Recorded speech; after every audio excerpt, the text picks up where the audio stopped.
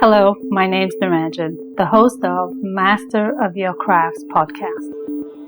Learning from leaders who are continuously inspired, passionate, and driven to align with their soul purpose, sharing their gifts to bring healing to others.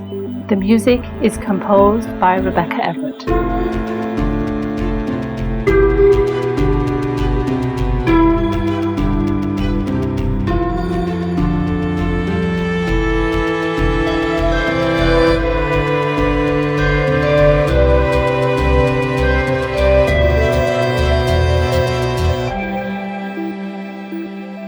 Today is episode number 29, and we'll be talking to Michael Braithwaite, who has had the privilege of working in the non-for-profit sector for over 27 years.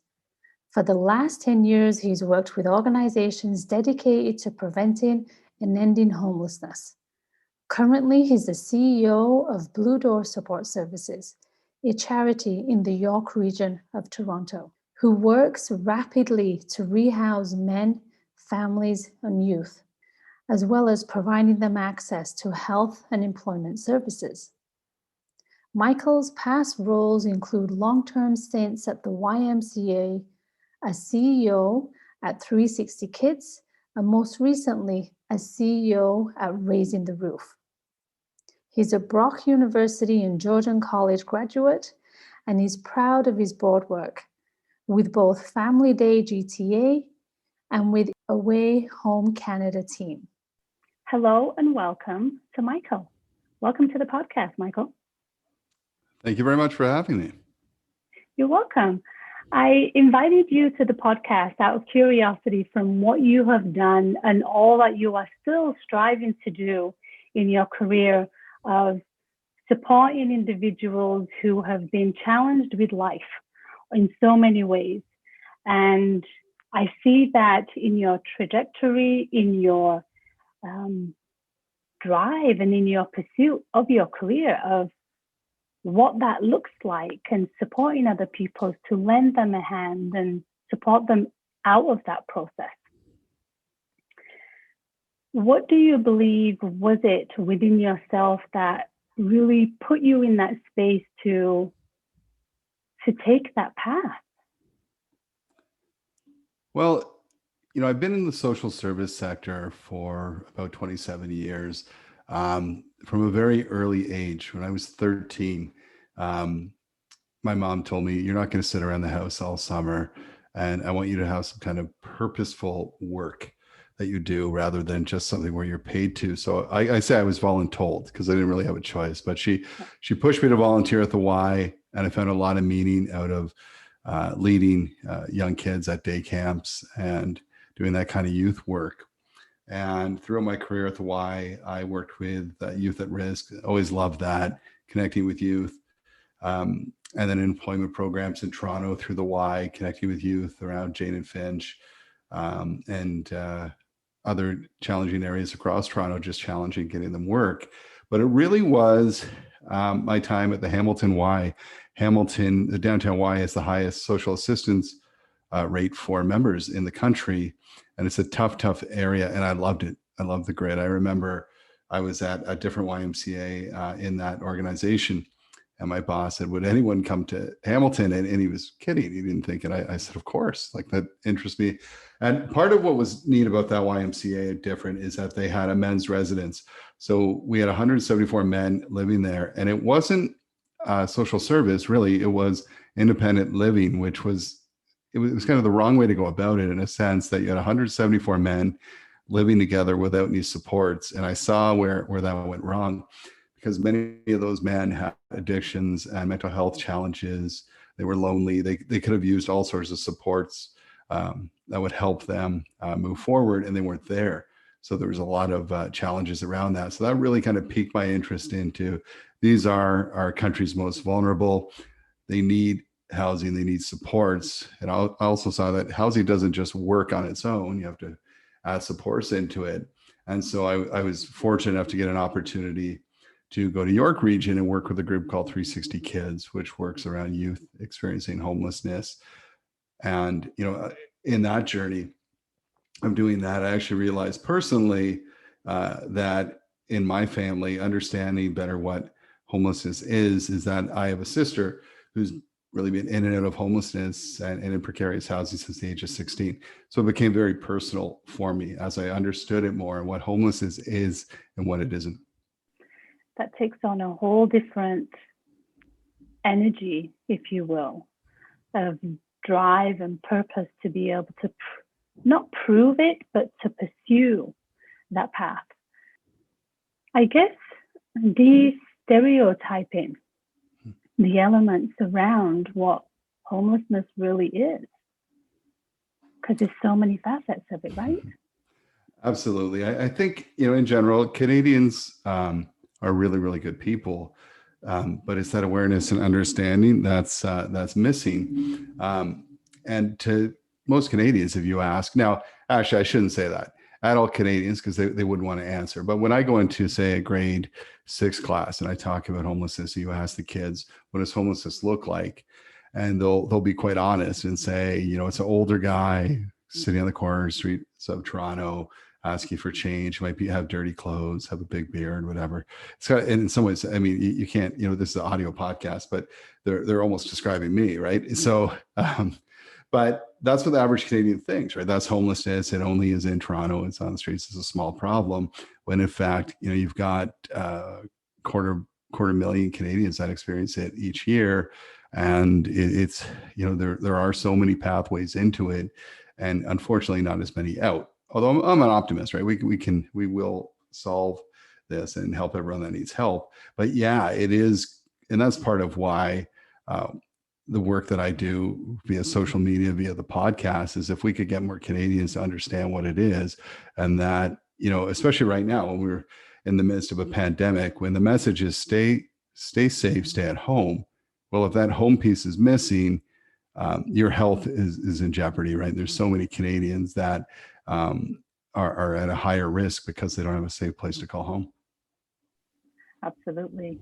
Yeah. It's much more challenging to identify with your version of home to my version of home. Yes.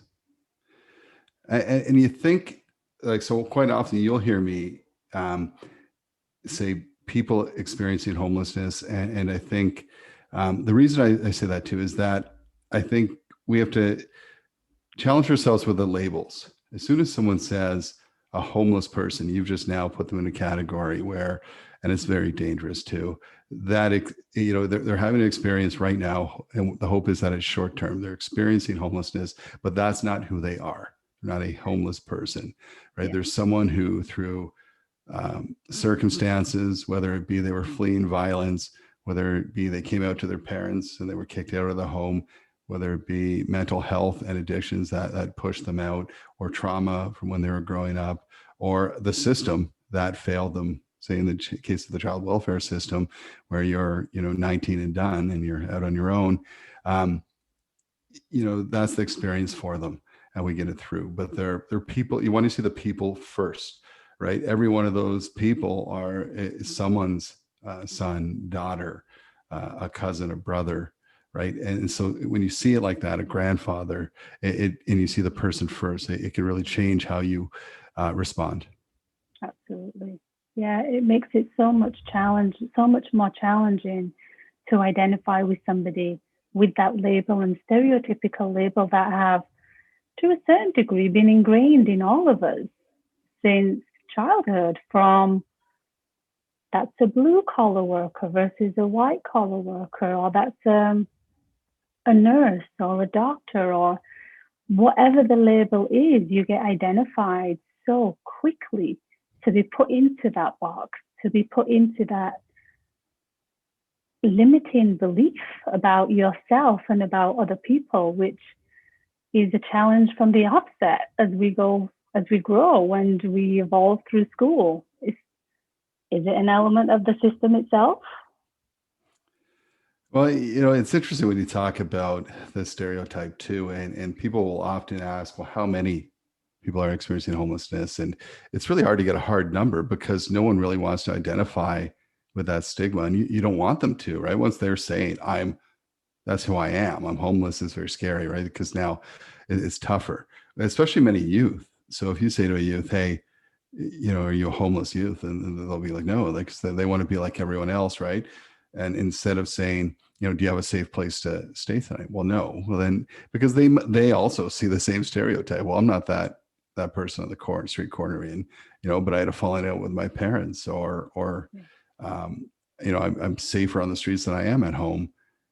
So yeah, I think sometimes like it's hard to, especially with youth, identify how many youth are really, and quite often, again, people always were a very visual society, like, what does it look like? Tell me what it looks like so I can identify and help. And it's not that simple, right? Look in the mirror. It could be any one of us. You could be stable today, and then family breakdown, divorce could rock your world, and you can end up financially astray, and then experiencing some homelessness. And I've had people who have volunteered to help us, to say, hey, look, I was 45 years old. I had a marriage breakdown. If it wasn't for my parents being around, where I had to move back in with them, we wouldn't have been able to afford to rent. I would have been on the street, right? Not everyone has that family to fall back on, right? That could be that supportive. Absolutely. It also takes, I think, an element of inner resilience too, of where that individual is, be it a homeless person or somebody coming in to volunteer, to support other individuals, or even people like yourself, having that inner resilience to be able to support others through that process and guide them and stay with it in that course, and finding that balance and finding that strength within yourself to look at this challenge. I don't want to say a problem, but look at this challenge every single day. And with that comes along the hurt, the pain, the suffering, the discomfort for these individuals who are positioned in that label too. So the resilience within yourself and those who you are serving is also very key, I believe. Yeah. And you know what, listen, my job, I can't even compare to the people on the front line, right? Because like day in, day out, when you think of working with people who you build relationships with, you start to feel a certain connection with, and people will die. There's so many overdose deaths, and the average age of someone who's chronically homeless on the street, life expectancy is about 47, right? So you're seeing that, and it traumatizes people. So it's hard to, but we try and, wellness, individual wellness is very important. Mindfulness, taking care of yourself, stepping away from the job, very tough to do. But you focus on the small things, right? This is not an after school special where, hey, and sometimes, and now here's the thing, 80% of people that come into services that support people experiencing homelessness, it's one time they have some support, their house, we never see them again, right? 80%, they just need a little support. 20% fall into that category of chronically homeless, where 6 months or more, and they're tougher to serve. They're harder. They've been on the streets longer. There's more in-depth health, both mental and physical trauma there as well, right? So it's tough, but you focus on the small things. And I think all of us have to keep our egos in check too, right? And I can tell you, I mean, one of the biggest questions I often get asked is, hey, what do I do if someone asks me for money on the street? Because if I give them that, how do I know they won't spend it on drugs or whatever? And my answer usually is, look, in life, if you give something, just give it without expectation. You're going to give money. That's their choice. They're going to make a choice. That's not up to you. You're not enabling them. You're being kind. There's nothing ever wrong with being kind, right? So, but if you don't, that's okay too, but just be kind. And I remember once, and I tell this story because, I'm not a saint, and a guy came up to me at the gas station and said, buy me a sandwich. It was real direct. And you're thinking, well, I wish he'd say, please, and all that, like manners, all this stuff goes out the window. This guy's just trying to survive, man. He's not worried about hurting my feelings. He's worried about, how am I going to eat now? So I went inside, I buy him a sandwich. He says, buy me two. And part of your ego is like, oh, why didn't he say thank you? That's just great. Because he's thinking about tomorrow, right? And he's worried about, I'm just trying to survive here, man. I don't have time for you. You're obviously, it doesn't look like you're hurting for a meal, but I am. So you get your ego in check, you understand, and it's not to say you have to buy the individual 10 sandwiches, but understand where they're coming from, have no expectations. And for a lot of and I say this too, because for a lot of people that work with people experiencing homelessness or are most vulnerable, you can house someone and 6 months later, they might be back. And you're like, oh man, but sometimes it takes a few tries, right? It's like someone trying to quit drinking or abstain from drug use many times over and over. How many before it makes sense to them and they're able to do it, and some aren't able to do that. So you really have to look at the small wins. It's another day. I made that person smile. I gave them some hope. They know someone actually cares, right? There's a huge trust issue too for so many people experiencing homelessness. They've grown up in the child welfare system, where they come through that, and every adult in their life has let them down in some way or another, or it's been a short time that relationship ends. So there's huge trust issues, right?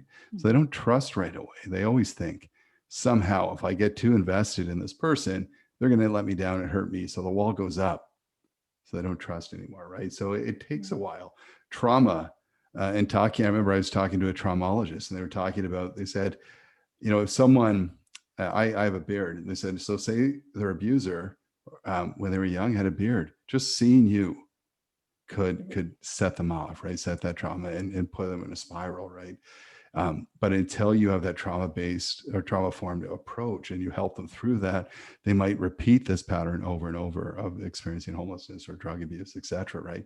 So everyone's a little different, and we have to have different supports for people in place for that to be successful. Absolutely. Yeah, of course. And I guess really it breaks down into the same pieces of the conversation we had earlier about labels, about the labels and identification. So just as individuals who are maybe a little bit more fortunate are labeling people who are on the street, there's a vice versa that happens too. There's an element that they would be labeling the people that are walking by them. Yeah. As well, right? For sure. Yeah. I mean, you get hardened, right? And that's a self-protective way of doing that. And, labels are listen, that's risky, throwing labels on people. I mean, but you want to change the stigma too, right? So we used to be where I work. I work at Blue Door, and it was Blue Door shelters, and now it's just Blue Door. We took the shelter out. We don't call them shelters. It's emergency housing, because even if you're there for a day, it's your home. But when people think of shelter, there's a stigma attached to that, and that's not fair to that person who's experiencing homelessness. It's their home, and home has many different forms, right? It's emergency because you can get to it right away, and we're there for you. And then there's longer term housing, but it's housing, it's home. So I think we have to be careful with attaching those names to things. Sometimes even the most well-meaning things. I was in a place in PEI, and we were visiting and saw what they call the soup kitchen. And they said, we were walking through, and they said, isn't this wonderful? The intent was wonderful to help people. How it was set up, calling it a soup kitchen, it just wasn't dignified, right? It felt more like a prison cafeteria. And I said, that's not dignified. Like, to come in here already feeling so low, it doesn't pick you up. It makes you feel, right? So what are some small things you can do? Let's start with not calling it a soup kitchen. Come up with a name for the restaurant that people know they can go to. Let's bring the food to the person, to make them feel good. Let's, all those small different things that, we have to get past good enough. And that's what in the system for the longest time, it was okay. Let's take 30 bunk beds, shove them in this concrete room, and hey, we saved some lives for the night, and that's good enough, right? I hear about 30 bunk beds in a concrete room.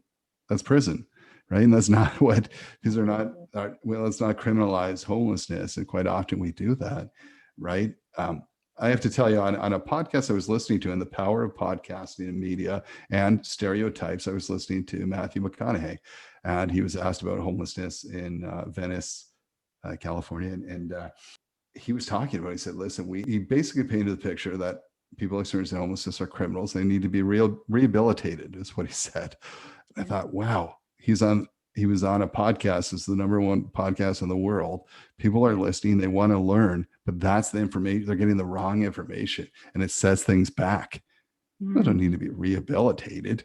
Many people, it could be him, I mean, probably not, but many people, it is just monetary, right? There was a study that was done just recently on the West Coast where they took 200 people that didn't have severe mental health issues or addictions, and they gave 100 people randomly $7,500, and the others just kind of continued their journey. Those people that received that $7,500 for the year, the success rates of housing, finding work, moving forward were just great. Like, it was great, like, to see it was just income based with a little bit of support. It's not a lot of money.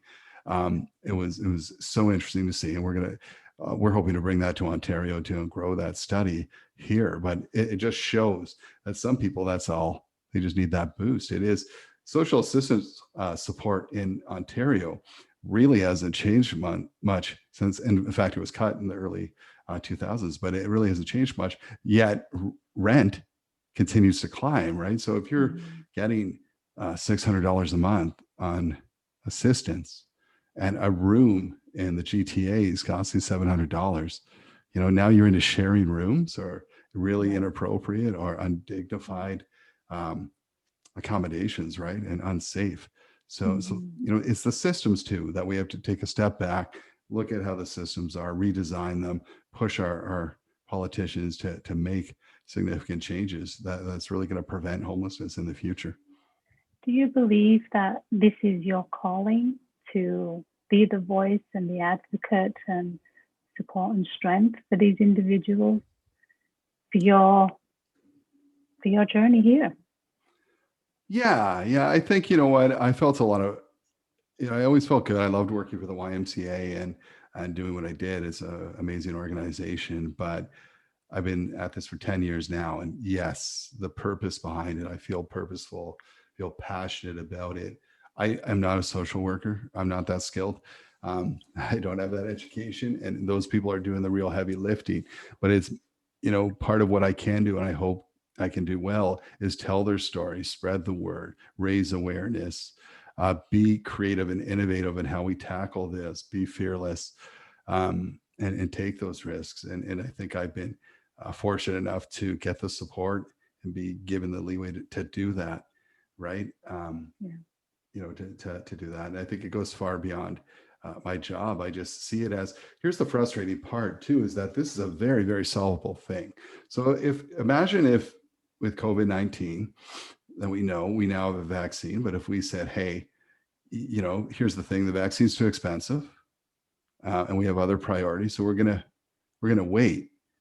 Well, people would be, up in arms, and there'd be an uproar, right?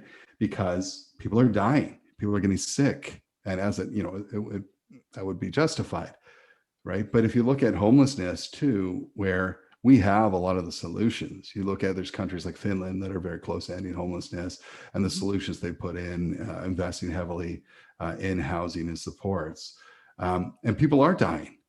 People are dying of opioid. The crisis is out of control. People are dying on the streets because they don't have the supports and housing. And it really comes down to the funds to be able to do that, and that being a priority. So I believe we can, and I have a passion. This is very solvable. If I didn't think it was solvable, I think it would be pretty deflating, but it is. So I'm pumped to push this forward. And there's some great people around this country, leaders, both political and in nonprofit organizations, that are doing amazing work around policy and pushing from the inside. So I think, in the next 10 to 20 years, we can actually not be talking about homelessness being a major issue in this country. Yes. Powerful. It's powerful to be having that drive and that passion to pursue it forward, and especially when the model is so accessible. Yes. Accessible for us to be able to mimic or customize it for our environment here. What do you believe are some of the attributes that you hone as Michael that make you who you are in doing what you are doing today? Yeah, it's tough. I don't, I love to talk about others. It's hard to look inside and look at what are some of the, I think that I'm very passionate about it when I think about attributes. Um, I think I have a creative mind in that, if you're doing something over and over again and, it's not working, why would you continue? So let's try something different. And so there's a bit of fearlessness that I have, and I'm sure it drives some people crazy, including my team, to say, why are we not doing this now? Why not? And so I ask that question, why not? Why not us? Why not do it here? Let's find the money. Let's make it happen. Um, let's do something unique and cool and get it done. Right. So I think that fearlessness of, and you know what, I think also I always try and surround myself with great people that that have the skills that I don't. So I can focus on being that advocate, that voice, that innovator. And then you have the people around you that are the doers, and they make it happen, and give you the backup to go out and sell that and share that with others. Right. So it's always, because if you don't have a good team around you, you can't do the work you're meant to do. I don't think I'm a great operator. Right. So that's not what I focus on. It's driving that strategy, pushing the mission, getting others excited, thinking differently too around partnerships. But it is asking all that time, why not? People will say, well, that's a kind of I never thought of. So I'll give you an example of years ago. I was talking to someone at the Toronto Region Conservation Authority, Daryl, and he's a great guy. And he said, God, I'd love to help out, but I don't know what a conservation authority can do. I said, well, I don't know. We need housing. He said, well, I don't know if you know this, but the Conservation Authority owns all sorts of houses across the GTA. Some of them are abandoned. And with working with him, we identified an abandoned house in Markham that was falling down. And we raised the capital to fix that in return for 20 years of rent-free living, right? So everyone wins. The TRCA, the Toronto Region Conservation Authority, maintains their asset. We house people for 20 years, thousands of nights off the street. The Heritage Group loved it because they maintain a heritage asset. But no one would ever have thought of a conservation authority of being a partner in ending homelessness. So it is just thinking differently and saying, why not? And I think sometimes it is asking those hard questions or doing things differently that make you a bit of an outsider to your own sector. But that's what it's going to take to move things forward. Yeah. Do you feel those attributes have kind of defined you in who you are, having been in the industry for 20 something years and been seeded with this notion to support individuals, from kids to being voluntold to be in this sector? Do you feel those are what set you up in this place? Yeah. I mean, also, I was given the license. I think one of the great things about working at the YMCA and being young, I was given the license to fail. Like they really did allow me to fail at a lot of things and make some bad decisions, and it wasn't you're fired or they encouraged risk taking, they encouraged training. I was surrounded by some brilliant people who I absorbed a lot of that from. But I think we have to, of course, at the end of the day, that you're always accountable, but it's not the end of all days if you do fail. And I failed a lot, right? But I think, all of that kind of informed me to, we've got to do more to help others. What is our real purpose? It's not about winning or losing. It's about helping people and moving forward. And I remember when I was at the YMCA in Hamilton, it was really about making that Y more accessible to the people most in need. And how can we make that work so it's financially viable? And we hit our mission, and we were able to do something creative with a high school to make that happen, right? So everyone wins. But it was thinking a little differently too. So I do think this is formed, and quite often people, I hope I don't ever take it for granted that going into work and having purpose is just amazing thing to do. It's not, I got to grind it out today. It's, it's another day that you get to have some purpose and hopefully supporting more people. Yeah. Very rewarding, no doubt.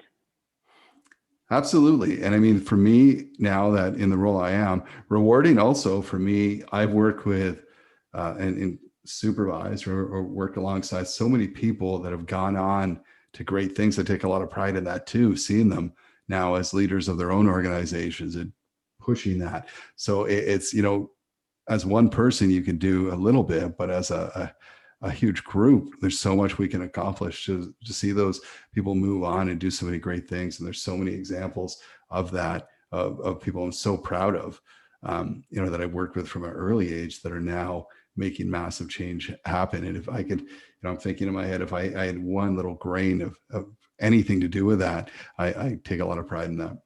Yeah. Yeah. Very rewarding on all levels. Not only to be able to have garnered so much experience and exposure from individuals who have cast you to a certain degree into who you are today, but also to be able to give that back and pay it forward, so to speak, which is, I guess, maybe a bigger terminology and a bigger aspect of what it is you do every single day, is paying it forward and giving back to those who are not as able or don't have the skills maybe, or the resources, should I say, to position themselves more fruitful. Well, you know, when I was 20, I started working full time at 20, finished university while I was working.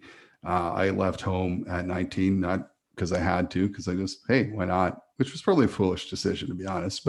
Um, but, but looking back, my first CEO at the YMCA, a guy named Franco Savoia, the fact that he knew my name, there's hundreds of employees, he took the time to chat, do the floor, and I was naive. I thought all CEOs work that way, and that's just how it was, right? But it was kind of a nice, uh, that naivety, right, to have that. It was, you know, and I've paid that forward. I like to always think of that is, you know, get rid of the title. This guy obviously was not focused on his title, was embarrassed of it, almost like he was just a person that was given the tools and given the leverage to do good. And that's what he passed on to me. And I hope to pass on to others as well, right? It is not to fear that and to embrace and to empower others, right? I was so fortunate. My first ever CEO, and I was 20 years old. That's where others aren't as fortunate. So the least you can do is pass that on. And if you want to do him like any justice or what he did, do that. Absolutely. Yeah. Yeah. But very fortunate, as you said, very fortunate to be able to have that experience. Because I know even from my first CEO experience, a little bit of a different story, but which is probably typical for many people. So yeah, very fortunate to have a mentor and have a leader to catch you when you fall and make it okay that you do fall. And when you do fall, we're there to support you and guide you in a space where you can learn and excel and support others, which is what you're doing so powerfully. I've also been fortunate too, I think, in that when I worked for an organization like the YMCA or you work in social services, most of my supervisors, as I came throughout my career, were strong, powerful, and passionate females that taught me a lot as well, right? So not everyone can say that, really. I honestly can't remember last time I had a male boss, which so it's different. It wasn't a male dominated kind of sector, right? Which I think is great. So you get a different perspective there too. And, you know, I learned so much from these leaders too, and was fortunate that way. I think not everyone has that good fortune. What a blessing, what an opportune time to be able to receive and give in such a organic and nurturing way, not only just from the industry, but human to human. And being in that position as a workplace too.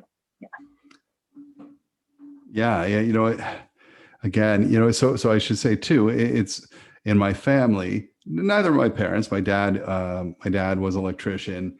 My mom had different jobs. Stayed at home for a while to raise kids. But my wife, my partner Sylvia, works at Fred Victor and is the director of emergency 24-hour services there. It's a massive job. It's even bigger during COVID. Wow. And she's amazing. My one of my daughters works in social services. My brother does a similar job to me in Welland, Ontario, right? And my sister-in-law works for the March of Dimes, right? So it's very much kind of in our family that we do this work and we have good conversations. I mean, hey, I know nothing else. I've never, gone for the for-profit big business side, right? So for me, this is the norm, but it is kind of a family family business in a sense.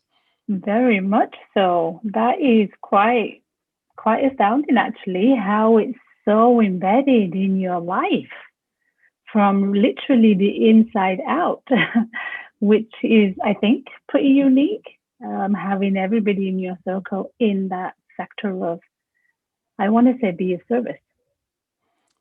Yeah, I don't know. I mean, I think in life, right, we generally are drawn to people of similar values. And I think of even, even outside of family, the circle of friends that I have, most of them I met through my work who are there for the same kind of purpose. And so you have shared values, and that's what kind of drives that friendship as well. Yeah, very interesting. Very interesting that everybody's in that sector. So family gatherings are probably pretty interesting and quite debatable, no doubt, in your household when those happened. Listen, I'm very fortunate that if there's a bit of an emergency crisis at work, that I can actually just turn to the person next to me and say, what do I do? And she's been through it, right? And we're able to lean on each other quite a bit right throughout this. And so it's very interesting. And I think it also informs, all of our kids too, in our family, that they grow up with these kind of values and understanding a bit more. And hopefully and that's what it is. If everyone just had a little more understanding and awareness, the vulnerability of people about what people experiencing homelessness are going through, etc., I think it'd be a very different world. I think people would be more motivated to push the kind of common will to prevent and end homelessness. Certainly. Like we said earlier, it's about bringing the awareness into people's consciousness and on their radar for them to actually look at it and not push it aside with a label, but a huge blessing to integrate that into your own network and integrate that value aspect in who you are and how you're raising your children and your family network too.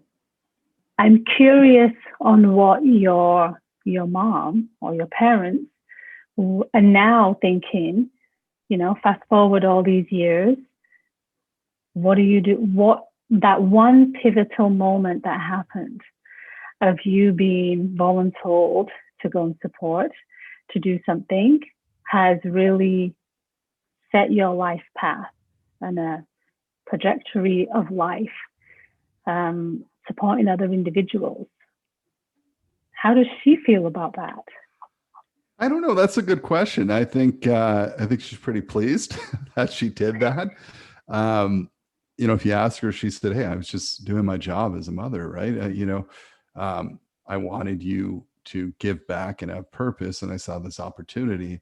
I also didn't want you just sitting around the house, right? Wasting, maybe wasting your skills too. Maybe she saw something there. So full credit to her. It's interesting. My parents, I think, have an understanding of what's happening, greater understanding, but they also, my dad got involved in the coldest night of the year walk and was raising money. Didn't tell me, just reached out to, so I think in their own way, right? They're from a different generation giving back. And now this is, so ingrained in the entire family. I think that they've had a shift kind of in their thinking as well. How beautiful that is for your mother to be in tune with herself and have the foresight and insight to nudge you onto that path, and how it's expanded. It's really expanded so much. So, yeah, you know what? Listen, if nothing else, it's funny. My parents are fairly simple people, right? I mean, but they were just always kind. And that, I was like, it sounds ridiculous, but kindness goes a long way, right? Where they were kind, they weren't angry or bitter people towards, I grew up in St. Catharines, which at the time was not a very diverse city, right? Yet, they diversity for them was they welcomed it, thought it was great, and thought, I don't even know where that comes from, because they both grew up in that small town, right? But it's just that instinctive, their human nature, and they were kind, and I think that goes a long way. And a lot of with my team, even right now, and with our my kids, it's really, let's give them the right tools to do the job and get the heck out of their way and let them do it. And if they fall on their face a bit, let's pick them back up and let them do it again, right? And see what other supports we can put in place. I think they kind of embraced that too. They got out of our way, let us fail, let us move forward, and tried to give us the right tools, like any parent can do. Parenting, it's a tough job, and because you could do all that and things could still go sideways, but you just do the best you can, and that's what they did. Beautiful. And I think that goes for everybody in life. We all, maybe I'm just being optimistic that we're all trying to do the best we can, especially under the circumstances. As a long-term piece, it is more about doing the best we can with what we have and what we know. So with that, with all that you have garnered through these years and learned and supported others with, what's next for Michael? You know what? It's there's so much left to do, right? I mean, the fact that there's still a 250,000 Canadians experiencing homelessness, I think in my lifetime, I would like to see that not be an issue, right? So there's a lot of work left to do. There's a lot of people for me to still get those tools to, who are going to do that job, get out of their way, let them do it. They're brilliant. So it is passing on that and empowering as many people as possible to get involved and solve this, and using that, the good fortune that I've had, the tools and the knowledge that I've gained, to anyone who will listen or wants to share that knowledge and push the envelope. And I think it's just to continue on that path, to see a Canada where homelessness is not a major issue, where every Canadian has a safe and affordable place to call home. It's a powerful mission, it's a powerful purpose. And I can see and feel and recognize with what you're doing, and especially the circle that you're surrounded with, that it's definitely a mission that you have taken on and continue to take on as we evolve, and as I would like to think people open their hearts a little wider in a space of compassion and in a space of love and in a space of giving back to others. So I'm sure the opportunities will present themselves where that number will drop immensely, and people can feel like they are home with their internal space as well as their external environment, whatever that home looks like. Absolutely. Thank you so much, Michael, for sharing your insight, your wisdom, your experiences from your exposure to this world. I appreciate it. And I thank you again for taking the time. Well, thanks for having me. So appreciate it. I'm Naranjan, and you've been listening to Master of Your Crafts podcast.